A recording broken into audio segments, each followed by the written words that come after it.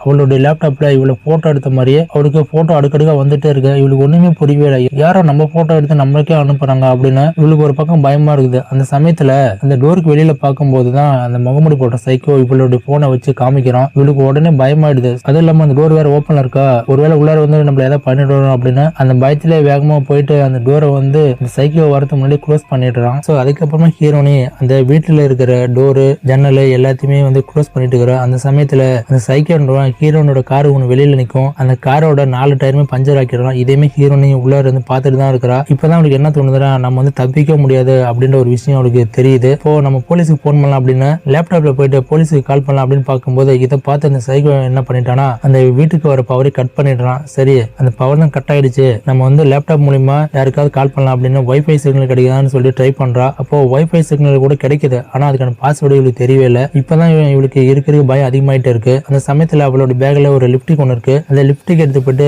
அந்த கிளாஸ் டோர்ல இந்த மாதிரி உன்னோட முகத்தை நான் பார்த்ததே கிடையாது, இன்னும் கொஞ்ச நேரத்துல என்னுடைய பாய் ஃப்ரெண்ட் இங்க வருவான், நீங்க வந்ததே நான் யாரையும் சொல்ல மாட்டேன், தயவு செய்து இங்க போயிடு அப்படின்னு அதை அந்த கிளாஸ் டோர்ல எழுதி காமிக்கும் போது, என் முகத்தை நீ பார்க்கலன்னா நீ சொல்ற இப்ப பாத்துக்க அப்படின்னு ஓபன் பண்ணி காமிக்கிறான். அது மட்டும் இல்லாம உனக்கு வந்து காதும் கேட்காது வாயும் பேச முடியாது அப்படின்ற ஒரு விஷயம் எனக்கு தெரியும், ஆனா இருந்தாலும் நான் என்ன பேசுறேன் அப்படின்ற ஒரு விஷயத்த லிப் மூவ்மெண்ட் வச்சு உன்னால கண்டுபிடிக்க முடியும் அப்படின்னு சொல்லிட்டு, நீ எதுக்கும் பயப்படாத, நான் நினைச்சேன்னா உன்னை எப்ப வேணாலும் கொலை பண்ண முடியும், ஆனா அவ்வளவு சீக்கிரம் நான் வந்து உன்னை கொலை பண்ண மாட்டேன், உன்னை கொலை பண்ணதுக்கான நேரம் வரும்போது நான் உன்னை கொலை பண்ணுவேன் அப்படின்னு சொல்லிட்டு